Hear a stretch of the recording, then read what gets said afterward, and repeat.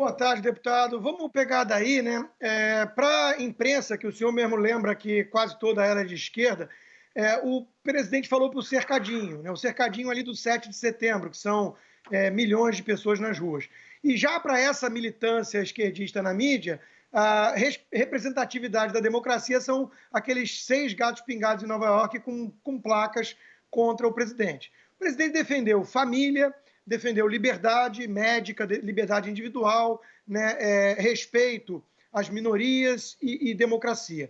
E você abre o jornal Carioca, já está lá escrito que os analistas estão avaliando o radicalismo da fala do presidente. Eu uso isso como gancho para uma análise que a deputada Janaína Pascoal fez essa semana, inclusive mencionando o senhor. Esses expurgos que os partidos que se dizem terceira via têm promovido contra aquilo que eles chamam de bolsonaristas, o que eu acho absolutamente indevido, é o seu caso, né?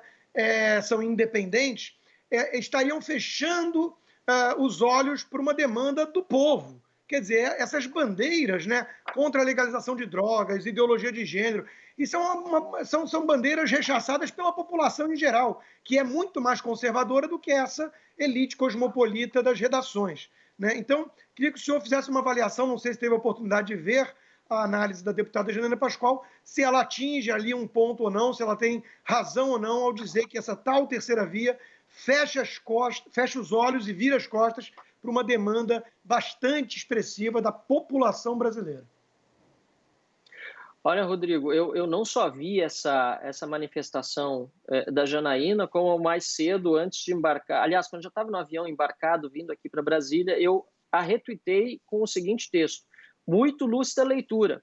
Aos encastelados, né, entre aspas, que ainda não entenderam o que aconteceu em 2018, ainda há tempo para que não repitam os erros de leitura de cenário e, consequentemente, os erros de posicionamento e estratégia em 2022. A gente tem dois fatores muito importantes em tudo que você disse aí, Rodrigo Constantino, que eu vou tentar resumir. A primeira questão realmente de um público eleitoral brasileiro mais conservador e liberal que não se via representado no cenário político até pouco tempo atrás, com uma maioria de partidos, né, de centro-esquerda ou esquerda, de candidatos nesse sentido e poucas pautas, como as mencionadas pela deputada Janaína Pascoal, sendo defendidos. E o segundo, que eu não vejo muito espaço para efetivamente uma terceira via. A gente já falou sobre isso, inclusive, nesse programa em oportunidade anterior. Eu vejo espaço para uma candidatura que possa ser uma candidatura anti-PT, anti-esquerda,